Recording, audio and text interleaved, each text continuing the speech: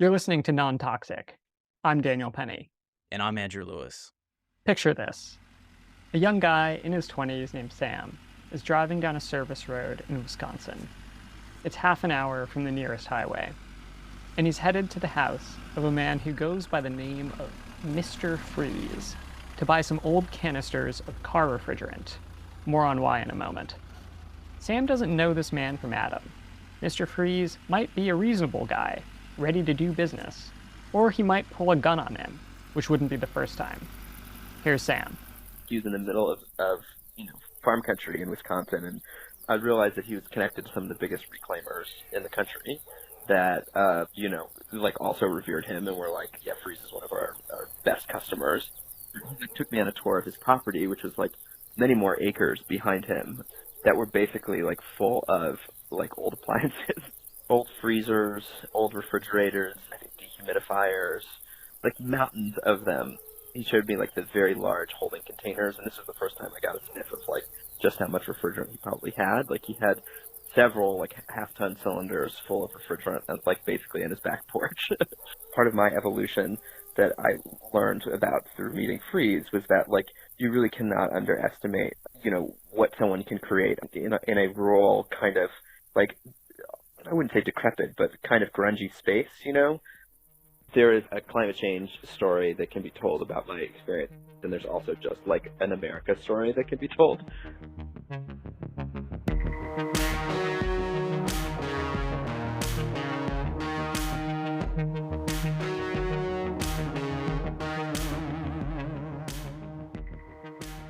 The reason Sam was driving around America's back roads to make shady deals with auto mechanics and antique car enthusiasts was because of a very special class of chemicals called chlorofluorocarbons. You probably know this stuff by the brand name DuPont used when they made it. Freon. But the manufacture of Freon was banned in 1994 for good reason. Freon does two horrible things for the environment. It destroys the ozone layer, and it's also a super potent global warming gas, like 11,000 times more potent than CO2. According to the scientists at Project Drawdown, disposing of CFCs and their chemical cousins is probably the single most cost-effective way to reduce overall global warming. Quote-unquote, refrigerant management isn't as sexy as cloud seeding or carbon capture, but it's essential that we take care of it if we want to have a livable planet. The problem is that there's still a ton of this stuff floating around, not just in the atmosphere, as we'll discuss with our guest in a moment, but also in the secondary market. Even though CFCs were banned in '94, you're still allowed to use them or sell them to somebody else. So Sam's company stepped in with the idea that they can make money off of carbon credits by rounding up used Freon and sending it to a plant in Ohio to be destroyed in a superheated kiln. Then they would sell the carbon credits in California's cap and trade scheme. And it was Sam's wheeling and dealing that brought our guest today, Eric Wilson, who's the author of After Cooling, to this story of refrigerant. Eric knew Sam through a friend and basically started following him around on these pickups. And through this reporting process, he discovered that it wasn't just the CFCs that he wanted to learn more about, but the kinds of people that Sam was meeting along the way. Okay, tell me about these guys. Not surprisingly, many of the men Sam dealt with were politically conservative, and oftentimes they were global warming deniers. And if they suspected Sam was going to destroy the Freon they were selling, they'd call off the deal. So he always had to be really careful about how much he revealed about himself. Here's Sam talking about that. I still had to be on my guard and be careful about like how transparent I was in every conversation. There was a guy in we'll call it on the East Coast who I'd called down cold call, basically had the similar thing, asked if he had R12, and he was like, he must be one of these carbon people. And again, it was kind of like, okay, I've done this before. And I actually ended up meeting up with him at his facility. We can call him Jimmy. He showed me all of his like amazing refrigerant equipment, and it had a similar kind of like, some people don't do this the right way. These are efforts that we take to be really accurate and to be really precise. And he talked about himself as a conservationist around this material, which was kind of interesting to me. But he was saying, like, I want to reuse it as much as possible. And it's not as if he was unfamiliar with the kind of language of environmentalism, but just took it in a very different way than we did. But he on his lockers in his facility had like a Confederate flag sticker on it. He was like super welcoming to me and was, a good business partner and someone I worked with several times. And I saw that and it just like sent a shudder down my back. But, it was weird to me and it felt strange to me that I could have a conversation about refrigerant and about the climate issue and kind of make a case on that, but also recognize that I felt like I had to be silent about some of these other issues that I really care about and were part of the motivation for me being involved in environmental issues in the first place. I think one of the patterns that I saw was that there is incredible generosity and tenderness among American tradesmen, but it's often built on a language of hate. In this two-part episode, Daniel talks with Eric Wilson, author of After Cooling, about his journey into the world of used Freon and the surprising stories he uncovered as he put together what is arguably the definitive history of air conditioning. I learned a lot from this conversation, Daniel, and as the summer only gets hotter, I think it's going to make all of our listeners think twice, maybe 3 times about that AC unit currently humming in their window.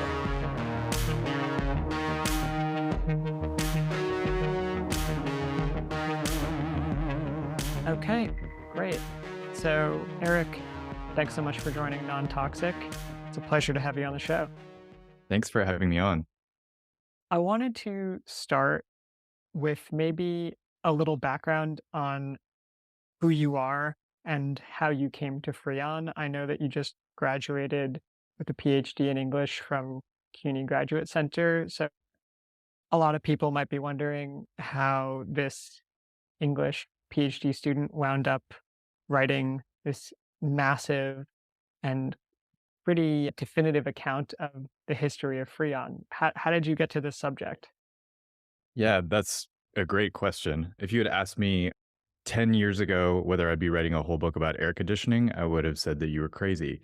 So I had many false starts writing about climate change, which is, of course, such an enormous topic that encapsulates literally the entire planet. And because of that, it can be so overwhelming and so ungrounding. How do you write about totality? The quick answer is that you can't. And so I was looking for something to really ground myself in something specific, but I had no idea what that was. My close friend Rebecca, we were having a conversation and she said, you should really talk to Sam, her partner. And I think you should interview him because he has a really, really weird job. Sam's job at the time was to drive around the United States looking for used Freon, that is car refrigerant. I want to take a Yeah. step back because I think we should probably explain to listeners what Freon is and maybe even just like how air conditioning works. Because I think a lot of us just take for granted that it's a box and you plug it in sometime around June 1 and don't turn it off until the end of September or increasingly October. What is air conditioning exactly? And like, we don't use Freon anymore, but maybe talk about what it is, how it worked with air conditioning, and then we can get into the story of its eventual replacement. Yeah, fantastic. So Freon is what's called a chemical refrigerant. And from this point on, I should probably refer to it as CFCs, or CFC 12 is the specific one that Sam is buying. And the reason for that is because Freon is a brand name and it kind of became synonymous with refrigerant, kind of like Xerox or Kleenex. And so you might hear the Freon brand name still being used today, but likely it's not a CFC. So CFC stands for chlorofluorocarbon, which is an entirely man-made chemical. It's not found naturally. And what a chemical refrigerant does is it is a liquid that or gas. I hesitated because it's a gas at room temperature. So it has a very low boiling point.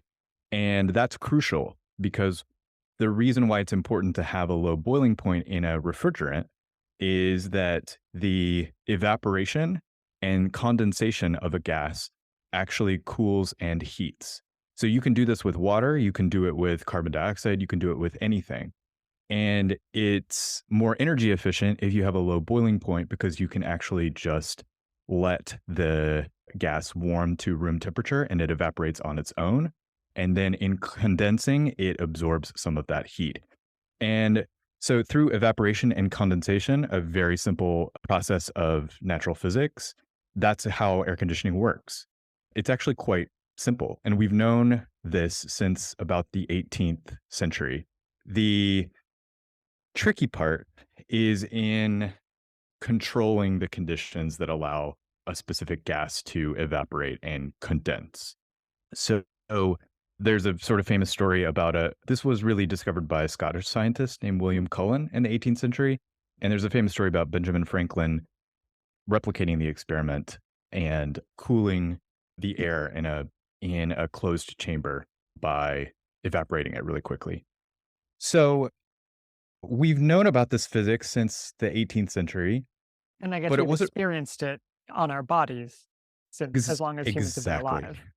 And thank you for bringing that up. That's a great example. So sweating is basically air conditioning. It's exactly what the evolutionary process of sweating does. When you're hot, your body produces sweat. And ideally, if you were, say, in a dry environment like a desert, if you're in LA or something, then that sweat will easily evaporate from your skin. And its evaporation absorbs heat from your body and takes it with it as it leaves your body. So the heat is actually actively leaving your body as the sweat evaporates, which is essentially air conditioning. So the 19th century was a sort of interesting period because one of the things that I explore in the book was I look at one of these kooky characters from history, a physician named Dr. John Gorey. This was a malaria doctor who was looking for treatments to help soothe his patients who had malaria.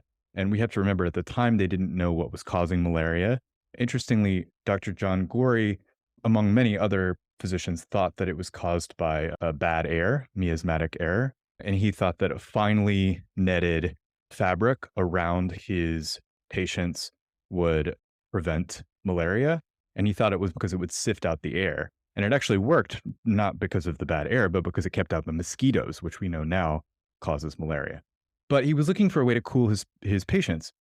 He would sometimes order big blocks of ice, which at the time you had to order from Canada or Norway, and it was shipped over in these big ice boats. And he would place it on top, sort of at the ceiling, and then let the cool air drift down, and then sometimes fan it with a hand or a kind of mechanical crank fan. Who was doing the fanning? Ah, yes. And the fanning was houseboy, quote unquote, or servant, which I'm pretty sure was an enslaved person. This was Florida in the 1840s in Apalachicola, sort of panhandle of Florida. And so it's alluded to a couple of times, and very likely it was a sort of young enslaved houseboy. So one of the things I explore in the book is the very uncomfortable intertwined histories of racism, specifically anti-Black racism in the United States, and the flourishing of air conditioning. And in fact, that Benjamin Franklin story, I found out from a letter from Benjamin Franklin that he was sending to a physician to describe the cooling that he had just performed. Very short letter, 4 pages. The first 2 pages are a description of how he made the air cool. And then the last 2 pages are about how this will be so wonderful to cool white people, but the enslaved Africans don't need it because they're from Africa. Therefore, they can deal with it, which is, of course, false. It's biological racism, but it was a common belief at the time that Black people could endure pain more, but also could endure heat more because of the color of their skin, which, again, is false. But some people still have that notion, actually, this sort of geographical racism that, oh, you're from, the Sudan, so therefore you can endure heat more. So let's get back to this early history of air conditioning. How do we go from blocks of ice to canisters of Freon? Guri is an avid inventor, and he invents what appears to us now to be a fully formed modern air conditioner, albeit quite clunky and maybe takes up a whole room. But a true air conditioner, and it cools his patients. He files for a patent for it. He wanders along the eastern seaboard looking for an investor for this invention, and he must have thought he was going to be rich. And the surprising thing to my mind in my research that I found was that no one was interested in it. Sweating had become such a way of life. It had become character building for the white aristocracy, who we have to remember didn't actually have to work because they had enslaved people to work for them physically. If you were rich enough, and if you were the working class, you couldn't afford one anyway. It was seen as unhealthy, too weird, too out there and bizarre. And poor John Guri died, actually, of all things, of malaria before he'd found an investor for an air conditioner. That is tragic. Truly. And this was in the 1840s. And it would be 60 years before there was another major advancement in air conditioning. You're listening to Non Toxic. More of our conversation with Eric Wilson after the break. Today's episode of Non Toxic is sponsored by Fruling, a New York-based snack company making next-level trail mix with heirloom varieties of nuts, berries, and whole-roasted cacao beans. Find Fruling products at select boutiques and health food stores or order directly online. Listeners can use the code NONTOXIC, that's in all caps, for 20% off orders at fruling.co/shop. Fruling, naturally delicious. Back to our conversation with Eric Wilson. And so at the turn of the 20th century, you have one of the biggest names in air conditioning that probably many people have heard of, Willis Carrier of Carrier Air Conditioning. For nearly 40 years, the father of air conditioning, Dr. Willis H. Carrier, with his associates, has been making weather to suit every conceivable requirement. Single rooms, modest homes, buildings like Rockefeller Center, enclosures everywhere are today benefiting by weather made to order by Carrier. And he was, as a young engineer, he was put on the task of controlling the climate in a printing press. They were running a color magazine, and in the humid days, the ink was running all over the place and ruining the magazine. So they conscripted him to control the air, the humidity level, to lower it and lower the temperature so that the ink wouldn't run. And he did so successfully. So this was the first real commercial use of air conditioning. And I should say that this machine and also Guri's used a refrigerant that was not Freon. I believe Guri's maybe used carbon dioxide. There are a whole host of refrigerants called natural refrigerants. So why not just use natural refrigerants then? The problem with natural refrigerants are that most of them are either poisonous or explosive or sometimes both.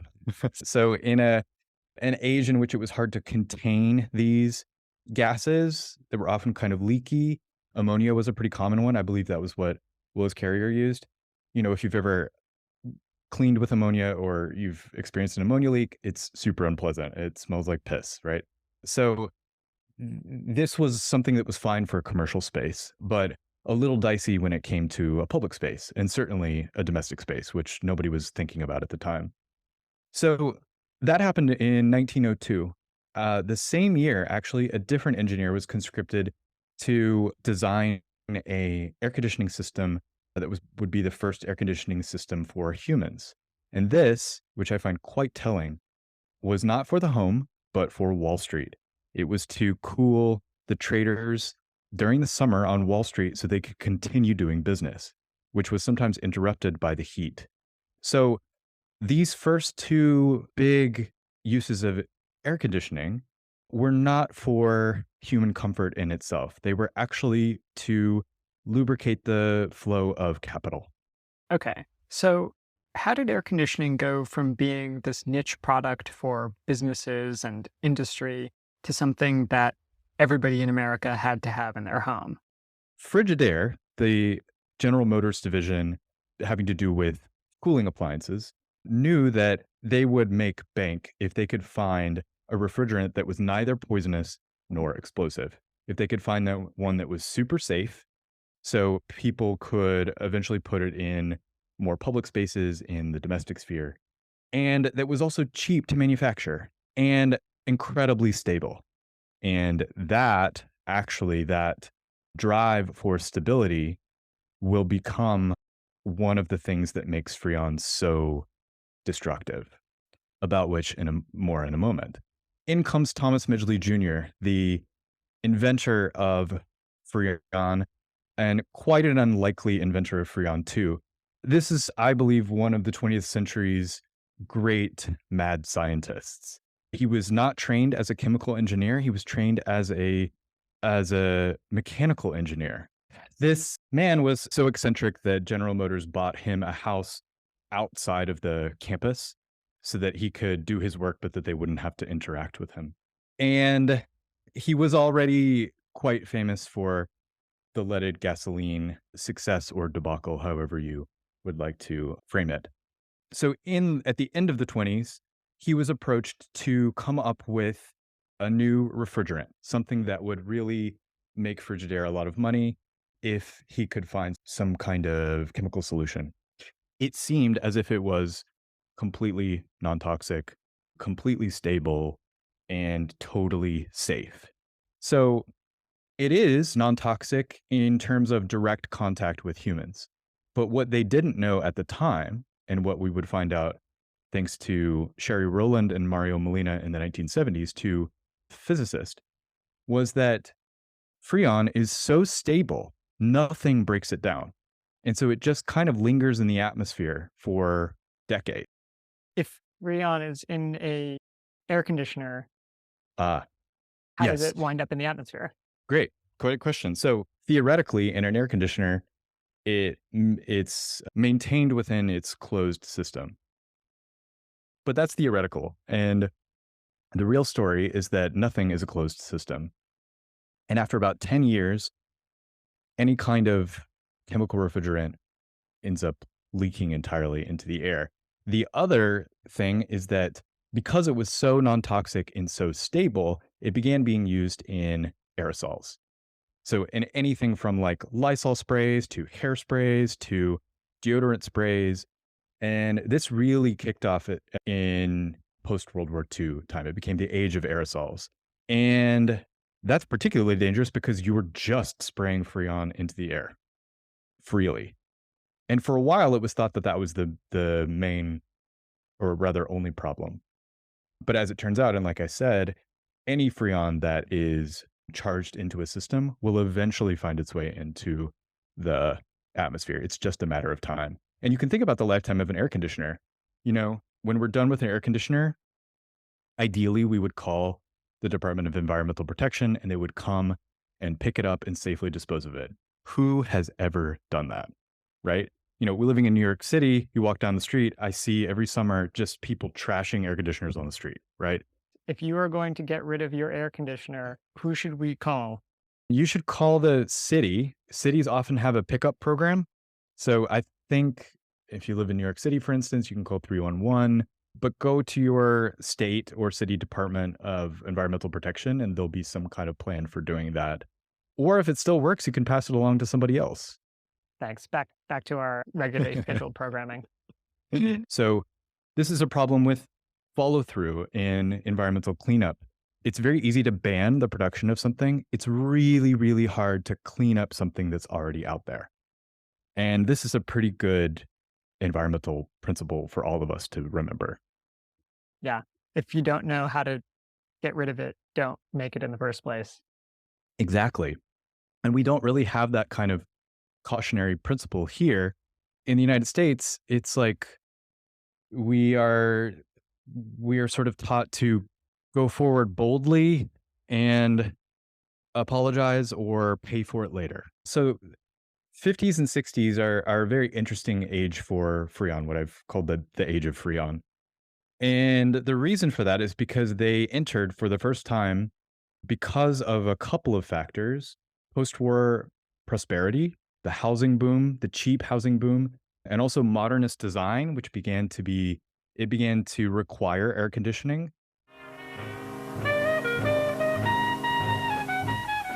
This was an unusual case. Unusual even though it was typical. It involved a housewife on a hot, humid day. Uh-oh. Wow, it's hot as a steam bath in here. Now our friends face a hot, sleepless night. But I told you they were typical. They've been going through this sort of thing summer after summer. Comes the morn. Our boy has reached a momentous decision. He's tired and he's hungry. He's going to do something about that air conditioning today. People were building prefab housing that had very little or poorly designed ventilation, which was fine because you could just stick an air conditioner into a place and you didn't need to consider the outside environment. And so many of us are used to that kind of design that we forget that that's an entirely new invention. You know, I often hear people say, I can't imagine a world before air conditioning, which is hilarious to me because that means that you can't imagine the entire history of human civilization before like 1900. And the difference is that we began to design without the environment in mind at all because we didn't have to. We could just control the interior humidity and temperature at our will. And we thought with very little or no consequences. And so the late 40s, 50s, 60s, you have air conditioning invades the home. It's in basically everything that can spray, anything that can cool, including refrigerators, ice boxes, freezers, refrigerated trucks, you name it. So it's everywhere. We have this incredible Freon boom. And actually, James Lovelock, the scientist who's responsible or most famous for the Gaia hypothesis, sort of on a whim, thought, well, what happens to these CFCs once they escape into the atmosphere? And he found that there was a startling concentration of them that just stayed around in the upper atmosphere. And strangely, his research kind of stopped there. He sort of did the peer-reviewed version of a shoulder shrug and said, well, this seems pretty safe because Freon is safe. Two physicists, however, around the same time, this is the early 70s, Sherry Rowland and Mario Molina, decided to investigate this further. What actually happens to Freon in the stratosphere? Does it just stay there? Does it interact with anything else? And to their horror, they realized that it was theoretically possible for it to completely dismantle the ozone layer.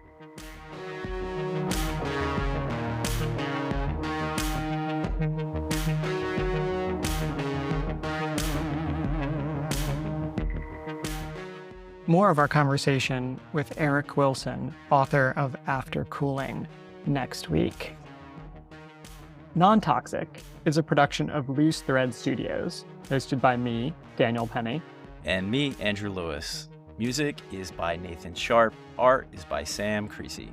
Today's episode is made possible by our sponsor, Fruling, and by the donations of listeners like you.